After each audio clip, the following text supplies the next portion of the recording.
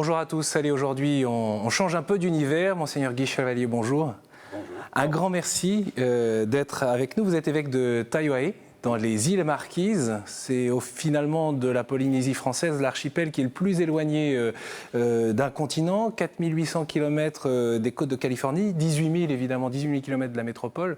Ça donne un peu la tonalité de ces îles pacifiques. Un archipel isolé de la Polynésie française. Ce n'est pas l'archipel le plus loin de Papeete, mais c'est sans doute le plus isolé, le plus particulier. Tout l'ensemble de la Polynésie a été géré à partir de Tahiti, tandis que les Marquises, à 1500 km au nord, ont vécu non pas en indépendance, mais d'une façon plus autonome. Et c'est vrai qu'on voit ces petits points sur la carte qui font très isolés et qui paraissent aussi très exotiques d'une certaine manière vu de la métropole. Mais les houles du Pacifique viennent en quelque sorte se briser là, sur les falaises et les plages de galets de la vingtaine d'îles. De l'archipel. Si les vagues viennent se briser, on est à l'abri parce que ce sont des falaises, ce sont des montagnes dans la mer. Pour cela que d'origine volcanique pour une bonne part. Ensemble, oui. Très bon. Par exemple, pour venir de l'aéroport jusqu'au village de Taiohae, quand on arrive, il faut 1h30, mais on passe un col à 1000 mètres. L'avion arrive au niveau de la mer, il faut franchir un col à 1000 mètres pour revenir de l'autre côté de la montagne, au village. Donc c'est la mer, la montagne. Oui, la mer, la montagne. C'est aussi le déplacement, j'imagine, en pirogue, en barque, en goélette, en bateau. Mais on est à une époque moderne. Il y a la pirogue, les bateaux de pêche, quelques bateaux régulièrement qui emmènent des passagers une fois par mois. Et puis aussi, il y a, quand on le peut, l'avion interîle qui circule. Oui, parce que sur la vingtaine d'îles, à peu près 6 sont habitées. 6 habités. Moins de 9000 habitants. Voilà. Et il y a un chiffre aussi qui est parlant, 8,66 habitants au kilomètre carré, loin de la densité de la métropole, évidemment. On est au large, mais il faut dire que le pays n'est pas très habitable en raison de la configuration des montagnes, beaucoup de montagnes. Ça a un aspect très, très sévère. C'est différent de Tahiti, où ça inspire à la joie de vivre, tandis que même d'une île à l'autre, il y a une grande différence. Si on va à Nuku'iva, là on voit que c'est sévère, on est au fond des vallées, tandis que si on va à Ivaoa, on est sur la crête, on voit la mer de chaque côté. Chaque île est vraiment différente. Alors dites-nous, puisqu'on est dans cette période de l'Avent, Monsieur Chevalier, comment s'apprête-t-on à vivre Noël dans ces îles? Et j'imagine qu'il y a, à travers la liturgie par exemple, des rites ou des gestes particuliers. Et puis d'ailleurs la langue, à commencer par la langue elle-même. Noël, c'est toujours une grande fête dans toutes les îles, toutes les vallées et chaque famille. Surtout les familles, parce que c'est le début des grandes vacances scolaires. Les enfants reviennent à la maison, parce qu'il y a encore des enfants qui sont internes, même en primaire. Tous les jeunes qui sont en seconde... Il a fait ses études ailleurs. En Tahiti, à 1500 km, qui reviennent pour les vacances. Alors, c'est les familles qui se retrouvent. C'est certainement une grande fête. Et puis aussi, c'est qu'en Polynésie, il n'y a pas de séparation, il n'y a pas de saison, il n'y a pas de rythme. L'année n'est pas rythmée par les saisons. Et c'est les fêtes religieuses qui sont comme un bon repère. Et c'est autre chose, c'est la joie de Noël, certainement, elle est marquée, préparée par des chants qu'on retrouve d'année en année. Il y a la crèche à préparer, qui varie selon les vallées aussi, des petites crèches. Et puis la messe de la nuit, qui est la grande fête. On ne peut pas dire la messe de la nuit, parce que quand il n'y a que 4 prêtres, il y a 4 messes pour l'ensemble des 27 vallées. Mais chaque vallée célèbre Noël, même s'il n'y a pas de prêtre. L'ensemble de la vallée se retrouve à l'église pour la célébration de Noël, par une petite veillée, par des chants, la célébration que nous connaissons, avec aussi ce que les enfants attendent, c'est à Noël, c'est signe de cadeau. C'est le signe de cadeau, et ça fait partie de la joie de ceux qui donnent, peut-être plus que de ceux qui reçoivent. Oui. Et c'est vrai que c'est une des spécificités peut-être de ces îles qui n'ont pas la chance d'avoir un prêtre à proximité, et qui pourrait étonner bon nombre de voir ces chrétiens qui se prennent en main et qui n'hésitent pas à se retrouver pour la prière. Oui. Il n'y a pas d'autre solution. Pour ça, ce n'est pas nouveau, ça a été de tout temps. Autrefois, on disait qu'un prêtre qui servait une île avec plusieurs vallées, tel jour dans la semaine, il était dans une vallée, le lendemain dans l'autre, le lendemain dans l'autre. Il était le samedi et le dimanche dans la plus importante, et il a repris ce rythme-là pendant 40 ans.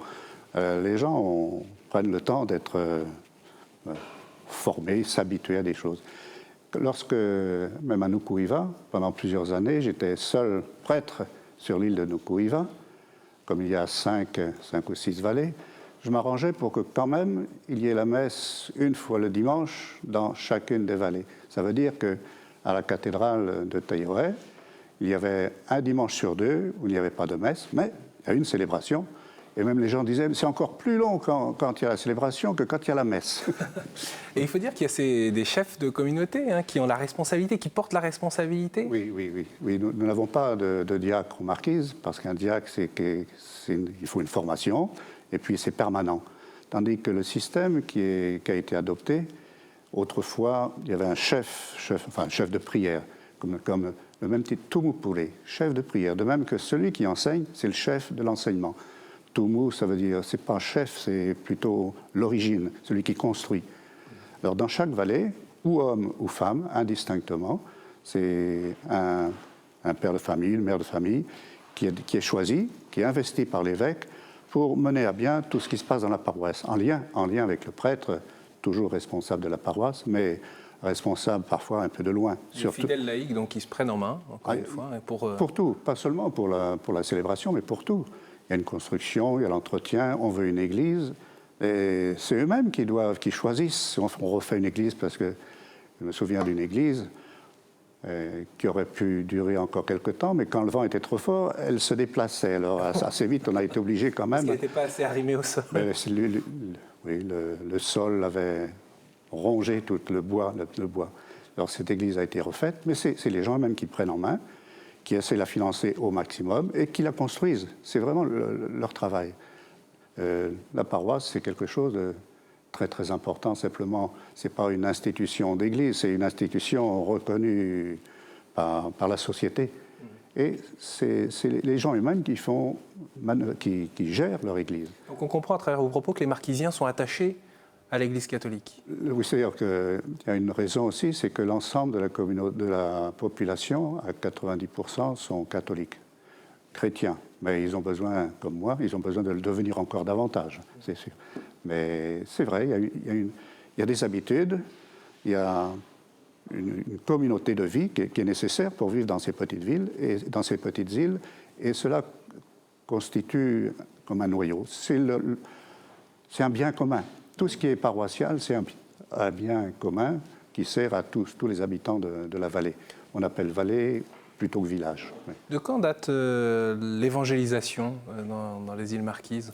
Parce que vous êtes Picpusien, la congrégation des Sacré-Cœur de Jésus et de Marie, et ce sont des Picpusien qui sont arrivés au XIXe siècle.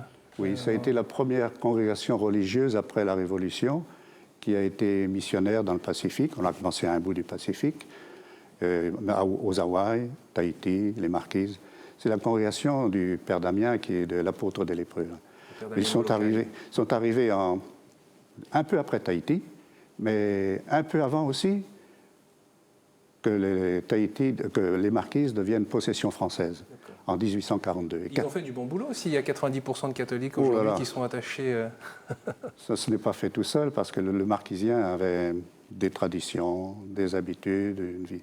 L'évangélisation a été très longue, très difficile et périlleuse aussi. Et pourquoi on dit qu'au fond, contrairement aux idées reçues, à tous les stéréotypes qu'on pourrait avoir en tête, que les missionnaires ont beaucoup fait, notamment votre prédécesseur, pour faire vivre, pour conserver, pour maintenir la culture marquisienne. Et d'ailleurs, les habitants, ils sont très reconnaissants. Pour quelles raisons dit-on cela ? D'abord, la culture a été vraiment transformée par ceux qui sont arrivés les premiers. Ce n'est pas les missionnaires, c'est les commerçants. Quand les prêtres sont arrivés en 1840 à Taiohae, ils ont demandé au capitaine « Trouve-nous une petite maison pour ce soir ». Alors le capitaine a trouvé une maison. Pour payer cette maison, il fallait payer en fusils et en munitions. Alors ce n'était pas les missionnaires qui apportaient du nouveau, c'était déjà fait depuis longtemps. Oui, pourquoi c'est vrai que les prêtres ont parlé tahitien. Il y avait un enseignement du tahitien vers 1880. Les écoles, c'était les écoles de la mission, les premières. Quelques élèves, des garçons, des filles, en internat, parce que comme ils venaient des vallées, il fallait les nourrir. J'ai vu un petit livret qui, tout en marquisien, parlait de la cosmogonie, les vents, la mer, quelque chose en langue marquisienne. alors que maintenant, c'est la langue française qui est obligatoire, mais ils sont revenus au marquisien. La culture a disparu, non pas à cause de qui que ce soit, c'est en fin de compte, c'est un élément historique, c'est que la population a diminué au risque de disparaître. En 1900, lorsqu'on a fait 1904, lorsqu'on a fait un dictionnaire marquisien, dans la préface, on lit ce dictionnaire est fait, mais il ne servira jamais aux marquisiens. Ils vont tous mourir dans peu d'années. Oui, d'ailleurs, il y a ce chiffre que j'ai retrouvé au XVIe siècle. On dénombrait, paraît-il, 100 000 habitants. Et au XXe siècle, la démographie est tombée jusqu'à 200. Non, 2000, un peu plus de 2000. Jusqu'à 2000. Un peu plus de 2000, oui. Mais juste, c'était en raison des maladies, surtout les maladies. Par exemple, un bateau qui arrive en 1963 à Tahiti, portant des pestiférés, les matelots, ils ont débarqué les matelots sur l'île, malgré les autorités qui disent... Et la moitié de la population est morte à cause d'une épidémie. Dans l'île d'en face, à Wapo, le tiers est mort. Une épidémie, la moitié de la population en 1863. Ces maladies ont continué. Puis on voit tout le dégât des colonisations. C'est les maladies, c'est fragile. Oui, c'est l'organisme qui n'était pas préparé, et cela s'est passé en bien des endroits. Et en plus, il y avait les femmes, les jeunes filles, n'arrivaient plus à avoir d'enfants. Et donc, il n'y avait plus certaines vallées avec 15 habitants, 6 habitants, des îles avaient 100 habitants. Donc, la culture se persiste. Il n'y avait pas de vieux pour transmettre la culture, il n'y avait pas de jeunes pour l'accueillir, et la culture est morte par faute d'habitants. Et c'est pour ça que les prêtres qui sont venus après, ils ont retrouvé leur culture par l'extérieur, par des livres qui nous existaient, ou par un apport extérieur, sauf la sculpture. On peut le voir d'ailleurs autour de la cathédrale. Oui, la cathédrale est considérée comme le chef-d'œuvre des artistes marquisiens. C'est la première fois qu'ils se lançaient dans le figuratif, mais c'est bien réussi, oui. C'est vrai, c'est vrai. La sculpture reste quand même, non pas une spécialité, mais une particularité des îles Marquises comme art, comme travail, comme artisanat. Donc l'Église un peu protectrice de la culture marquisienne d'une certaine manière, ou qui l'a à nouveau fécondée. Ça a été l'objectif un peu de mon prédécesseur, Monseigneur Le Cléache. Quand il a vu les Marquises, à sa première arrivée, ça devait être vers 1970, il a dit, mais ils ont l'air tristes, ils n'accueillent pas, c'est différent de Tahiti. Alors il a pris comme devise que les îles se réjouissent.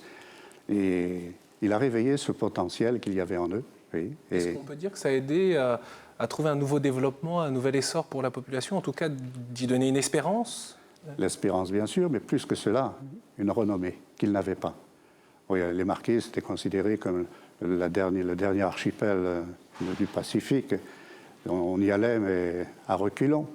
Et peu à peu, les Marquisiens, en gardant leur langue, en montrant leur art, leur aptitude, ils ont conquis, ils le méritaient, ils ont conquis la renommée et de Tahiti, et du Pacifique, et peut-être de la France. Ils retrouvaient d'une certaine manière, un peuple qui retrouvait son ardeur multiséculaire. Ils ont retrouvé des traditions. Par exemple, quand j'étais ordonné évêque, c'était en 85, il y avait des danses qu'ils faisaient pour porter le repas sur les épaules. Il y avait 20 personnes qui portaient des grands plateaux de caïcaï sur les épaules. Avec un caïcaï, c'est le repas. Le repas. Et ils portaient sur les épaules et ils ont fait une danse. Dit, mais c'est la première fois qu'on avait entendu parler, ça avait été oublié, on n'osait pas le faire. Et à l'occasion d'une fête, c'est là qu'à l'occasion des fêtes, des choses recommencent et commencent à revivre et continuent à vivre. Donc on est bien loin du stéréotype de l'Église qui serait un rouleau compresseur culturel pour imposer une culture chrétienne formatée. Les Marquisiens sont tous reconnaissants à l'Église en disant si on a encore la langue marquisienne, on le doit à l'Église. Il ne se cache pas. Ça transparaît dans la liturgie, à travers la célébration de la messe dominicale, par exemple? Oui, le marquisien, il est lui-même un peu partout. Mais lorsqu'il s'agit de faire une fête, peut-être encore plus. Oui, il y a par exemple, la liturgie, c'est le synode de 1979 qui a décidé que la liturgie, normalement, c'est une liturgie en langue marquisienne. Et puis aussi, avec certains gestes, certains chants, il y a beaucoup de chants qui ont été faits. Pour une petite population, il y a beaucoup de chants en marquisien. Là, ils peuvent s'exprimer. Et du coup, il n'y a pas de confrontation avec le français, l'usage du français Ah, mais le français, on parle à l'école, on le parle dans la vie ordinaire. Mais entre eux, c'est le marquisien. Peut-être moins maintenant dans les grands centres. Il y a trois centres principaux. Alors, il y a plus un mélange de population. Les enfants à l'école, c'est le français, mais dans les vallées, c'est encore le marquisien entre eux. Oui. L'un des grands temps forts, évidemment, qu'a vécu l'Église des îles Marquises, c'était l'ordination épiscopale il y a un an, de Monseigneur Pascal Chancsoy, évêque coadjuteur, qui va donc vous succéder. 2500 personnes présentes, issues d'ailleurs de tout le Pacifique et d'ailleurs. Ça dit en Polynésie surtout, oui. Ça dit Et oui. La joie. Un nouvel évêque, ça n'arrive pas trop souvent, mais c'est l'occasion d'une fête. Voilà, c'est l'occasion d'une fête qu'on veut célébrer. Alors automatiquement, il y a des invités. D'abord, ceux qui viennent des différentes îles des Marquises, et puis de Tahiti, où il y a beaucoup d'invités, de connaissances qui sont prêts à s'unir. À l'occasion de cette fête, bien sûr, il y avait la messe, la célébration, avec le délégué apostolique qui était le célébrant principal, et puis l'après-midi, les différents groupes qui faisaient une prestation, mais pas improvisée, mais de très bon goût. Et puis là, ils montraient ce qu'ils étaient. Les différentes îles, l'identité des... Voilà, les différentes îles. Les différentes paroisses, communautés, vallées. Le chant, les vallées, le tambour, et puis un peu quelques cadeaux qu'ils avaient fabriqués, parce que ça fait partie aussi de la vie. Sans qu'il y ait de coutumes, comme en Calédonie, mais il y a des gestes qui sont habituels et obligatoires. Oui. Vous le disiez... il y a cet attachement dans les familles à la foi et notamment de la pratique de l'usage de la Bible, la parole de Dieu, la prière avec la Bible. On lit la Bible dans les familles ? Et non, parce que la Bible n'est pas encore complètement traduite. Mais il y a le Nouveau Testament, il y a des livres de prière, il y a quand même ce qu'a commencé Monseigneur Cléache, la traduction de la Bible. Mais au lieu de commencer d'une façon systématique par le premier livre et le premier chapitre, il y a d'abord eu la traduction de toute la Bible utilisée en liturgie. Donc ça faisait un réservoir et c'est ça qui a été imprimé, c'est ce qui sert, surtout dans les familles, avec le Nouveau Testament et les psaumes. C'est lu, très lu, c'est demandé, l'édition est épuisée, mais c'est en chantier. C'est vrai que les gens sont fidèles à la prière, oui, ça fait partie de la vie. Pas seulement avant le repas, mais le matin, le soir, oui. Dans beaucoup de familles, encore, la prière rythme la famille. Et même plus que cela, des personnages qui étaient en prison à Tahiti, me dit c'est formidable cette prison, qui est la prison la plus surpeuplée de France. Malgré tout, il n'y a pas d'émeutes et tout le reste, mais il y a comme une ambiance qui est différente. Le matin, cet homme-là qui me disait, mais dès 5h30, on entendait chanter la prière, et le soir, c'était pareil. Là, la prière se chantait, donc les prisonniers, ils avaient du temps. La prière fait partie aussi d'une occupation, pas seulement marquisienne, mais polynésienne. Et il donnait ce témoignage. Il était lui-même édifié et conforté. Oui. J'ai connu le temps où, c'était une prison un peu fromage, on pouvait sortir quand on voulait.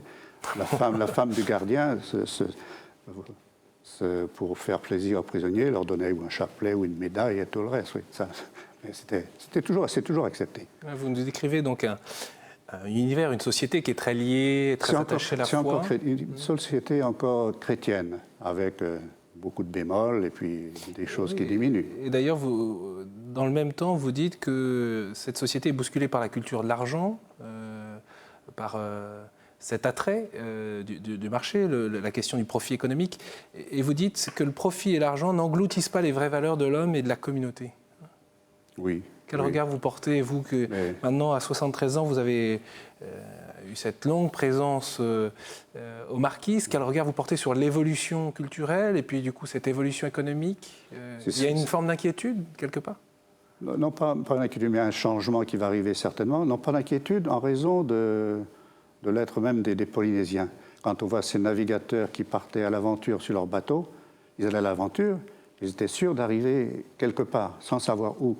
Eux qui faisaient des milliers de kilomètres, par exemple, il y avait des relations régulières entre les Marquises et Hawaï, un aller-retour. Combien de kilomètres ? 4000 kilomètres. Ils allaient à Rarotonga, parce que là-bas, il y avait des oiseaux qui avaient des plumes rouges, ils en avaient besoin pour leur parure. Donc, ils faisaient 2000 kilomètres aller, 2000 kilomètres retour à la voile. Donc, ils dominaient les éléments. Là, la situation actuelle, ils ne la dominent pas. mais ils ne la subissent pas non plus. Si bien que c'est vrai qu'il y a de grands changements. L'argent, c'est nouveau, très nouveau. Ça vient surtout depuis le CEP de Moruroa. Là, c'est les gens qui ont commencé à construire leur maison. Enfin, avant, le plus riche et le plus pauvre, il n'y avait pas de différence dans sa maison, dans sa façon de vivre. Mais là, avec les salaires qui ont été reçus à Moruroa, là a commencé une nouvelle vie, avec des constructions plus ou moins utiles ou pas. On faisait une maison. J'ai vu une maison dans une vallée, parce que le mari travaillait dans les sites nucléaires, donc il était payé, la première fois de sa vie, bien payé. Alors, il voulait faire comme les Français, construire une maison. Alors, ils avaient, dans la maison, il y avait plusieurs pièces, et il y avait de la moquette. Sur la moquette, il y avait un carton. Et pourquoi? Parce qu'il ne faut pas sceller la moquette. Il y avait des fauteuils, mais les fauteuils étaient encombrés. Mais ce n'est pas là qu'ils vivaient. Ils vivaient sur la véranda. Mais ils avaient leur maison. Oui. Quel regard, du coup, ça vous... Et quelle réflexion sur le développement? Parce que vous connaissez à la fois la vie en métropole, vous voyez la vie de là-bas. Quel regard, quelle réflexion sur le développement? Parce qu'il y a beaucoup de questions qui se posent aujourd'hui sur les questions de sens profond, sur l'économie, du fait notamment de la crise, qui est profonde. Les anciens ont l'habitude, ils ont vécu pauvrement, et puis il y a eu une série d'abondances, mais ils sont prêts à diminuer facilement leurs besoins. C'est les jeunes. Là, la question se pose pour les jeunes. Les jeunes, ils ont besoin, c'est un peu comme ceux qui embarquent sur une pirogue, ils ont besoin d'apprendre à ramer. Là aussi, ils ne gèrent pas bien ce qu'ils ont eu facilement. Tandis que la vie des anciens était une vie rude, très difficile.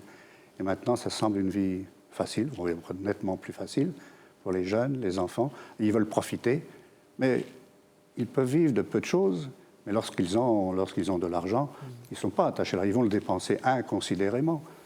Il suffit qu'il y en ait un dans le groupe qui a de l'argent, mais c'est tout le groupe qui va en profiter. C'est assez normal. Et d'autant que les jeunes, en plus, sont éloignés de leur famille Ça, pour les les études. Les jeunes qui sont revenus. À ceux qui sont aux études, c'est autre chose. Mais là, pour les jeunes, là, ils rencontrent une difficulté, et une difficulté formatrice, à mon avis, étant donné que quand la vie est trop facile, l'avenir est incertain. Là, ils sont obligés, dès l'âge après la troisième, pour le second cycle, ils sont obligés d'aller à Tahiti à 1500 km, dans un internat, dans une famille qui les accueille. Alors, c'est la grande inquiétude des parents, comment se comportent leurs enfants à Tahiti. Heureusement qu'ils reviennent à Noël et aux grandes vacances. Mais entre-temps, c'est un gros souci. Et vous arrivez à garder le contact avec cette jeunesse? Non, c'est la difficulté. Les enfants, c'est bien, les enfants nous connaissent, les relations restent même avec ceux qui sont à Tahiti, mais ils sont transformés, ils sont imbibés, heureux de revenir aux Marquises, mais avec des habitudes de vie nouvelles.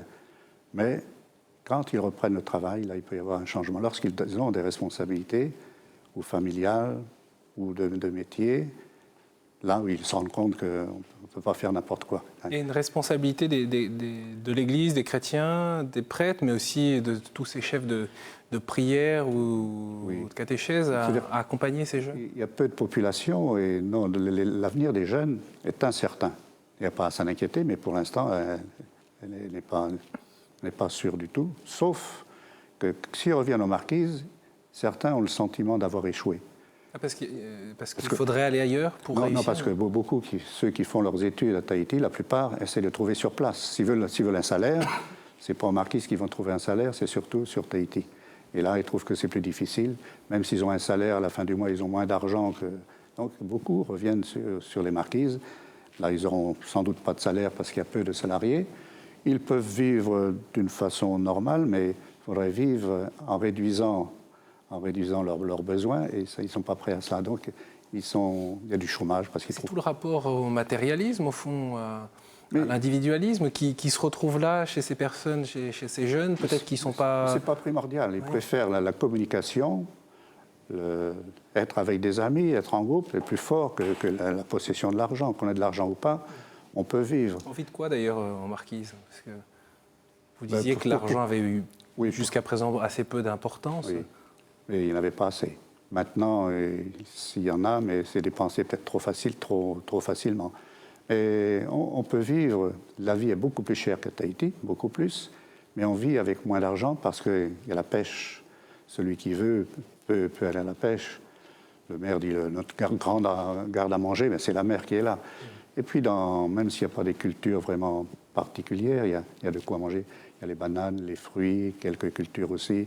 Donc, on peut vivre aux Marquises avec peu mais en sachant économiser. C'est ça. Les jeunes ont besoin d'apprendre à économiser, mais ce n'est pas encore venu. Peut-être avant de... ou pour conclure cette émission, Monseigneur Chevalier, vous pourriez nous dire une prière en marquisien, une bénédiction peut-être? Oui, pourquoi pas. Il y a le « Je vous salue Marie », oui, que les marquisiens disent souvent, très très souvent. Les petits aussi, c'est la première prière qui se dit en famille. Oui. Kauha oe Mariae, pit karatia, me oe hoi te akaiki. Ka ia hoi oe vavekau te tau veine. Ka ia hoi me ietu, me ototo e kopu. E Maria peatoe, apure oe wei amato, pou mikeo, tene, ma te tautaia tihe ananu. Amen. Amen. Merci beaucoup, Monseigneur Chevalier, pour votre présence et puis bien sûr ce partage-là qui nous permet de découvrir la beauté de l'Église dans les îles Marquises. Bien sûr, vous retrouvez cette émission sur notre site internet. Merci pour votre fidélité et je vous dis à la semaine prochaine.